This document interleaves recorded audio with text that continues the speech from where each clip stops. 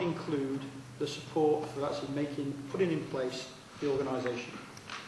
Up until October the 1st, we had no officers working for us. We had about 15 secondees.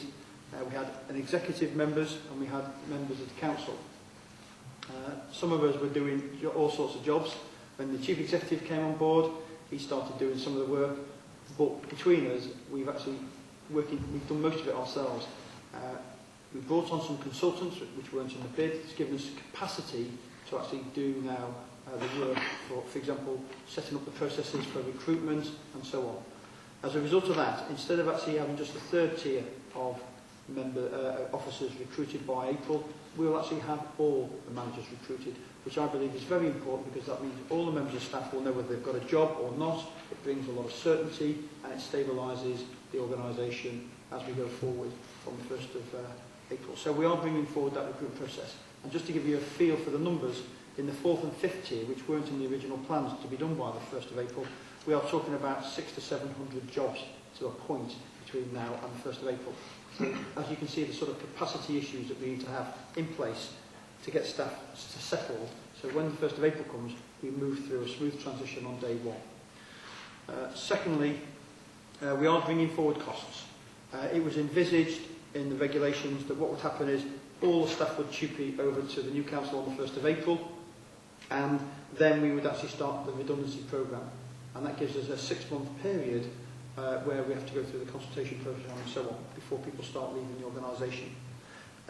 Through the goodwill and the cooperation of our councils, existing councils, we've agreed that there are a number of senior people that will be made redundant by them, so they will not transfer. So we don't have 7 chief executives being employed on gardening leave for 6 months. They will leave on the 31st of March or the 1st of April, and that's all been signed up now. Now there is some considerable cost to these redundancy programmes. That's all being brought forward. So that's why we see a lot of costs coming forward from where they are. Because we are transforming the council and we're going to be invested in IT and other technology, we are going to have a much higher level of job reductions than we originally envisaged. Because we're not just taking over councils and saying we're going to carry on doing it the way we are doing it. We're going to use the opportunity of picking best practice, which is why we're going out to different councils, looking at different ways of doing things. For example, the customer service at East Ridings is regarded in the country as one of the best performers in customer service at the front end. They've made considerable investment to do that, and that's what we are looking to do as well. So the profile of what we are doing now is the new council has agreed this is what we think are priorities, therefore it brings with it costs, but it also brings with us savings. In terms of the amber, the green, amber and red signals, they are not just about delays, they're actually about issues and risks as well. And for example, we have a system which actually is for our elderly Paris, the computer system that runs our social care services. And one of the risks here is that the company that provides the software has not delivered the changes so we can split the software between East and West. So that's flagged as amber, for example.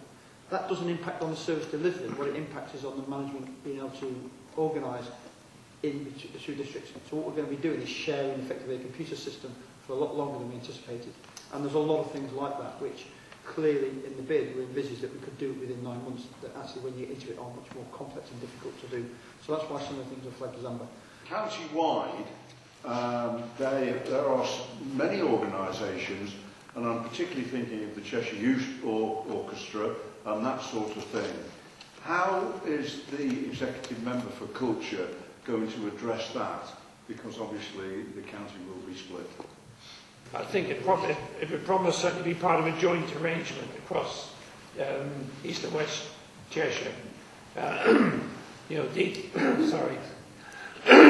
Details I don't have, but I think it's something which is quite clearly, we don't want, many of these facilities, we do not want to break them up. They're working well. If it's working well, why do you want to change it? So I think we will try and do our best. We will work to maintain the pan-Cheshire schools, music and orchestras that we have. Though, of course, the actual schools themselves will be separate. A follow-up, if I may, Mr. Chairman. That we can be assured that the funding, certainly for the first year or two, will be readily available for these established joint arrangements. But if they're genuine joint ones, yes, I mean, there will be. But of course, most of this comes out the education budget. So, you know, I think I have to speak to Councillor Harrod about this. But as far as we are concerned, anywhere which has a grant, we are maintaining it through this coming year. I'm going to draw item 7 to a close at that point. I'm going to let you all run away if you wish to. The committee can't because we've still got items 8, 9 and 10 to go through. Of course, it is a public meeting. You're welcome to stay, but I'm more than happy for you to disappear if you wish to do so. Can I make particular mention of the press? Thank you very much for attending. I do wish you and your colleagues would attend these meetings more often, particularly as we are trying to be open and transparent and different. And one of the reasons that the webcam is here is actually to get over the fact that the press sometimes don't attend our meetings. So the scrutiny works through the power of embarrassment and through shedding light in dark corners. It ought to be the natural bedfellow of the press. So thank you for coming. You're the first person who has. This is our 4th meeting. I look forward to seeing you next month and the month after and in the new arrangements post-April if you'd like to come along.